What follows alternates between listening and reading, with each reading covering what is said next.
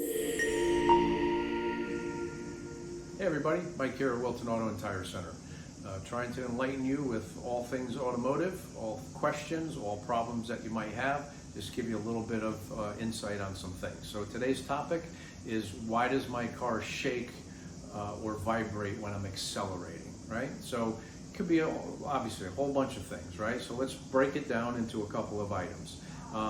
We have to determine, and you have to help us determine, is there a check engine light on?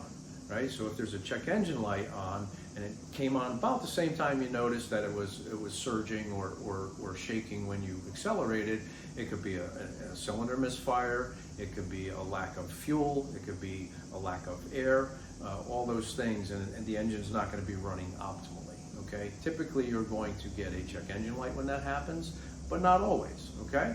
So the other part is mechanical, right? So instead of it being ignition or fuel driven from the engine, it could be an axle that's bad. So in the driveline, speaking about axles, if like in a front axle, it's just called a CV joint, right? If that joint, maybe the boot has spit the grease out of it, nobody's taking care of it, and that ball and socket type thing goes bad when you accelerate, it binds up and it'll give you a shake, okay? A bad engine mount, they're made out of rubber.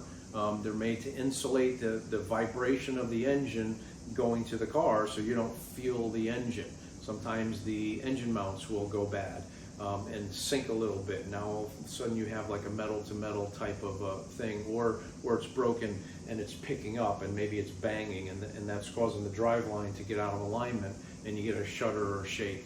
It could be a transmission going bad or in need of a service sometimes. There's a lot of fluid issues today with having the wrong fluid in it, or having an improved fluid, okay? So lots of different reasons. All starts with a test drive with either our shop foreman or one of our technicians so we can feel what you're feeling, and we'll get to the bottom of it for you.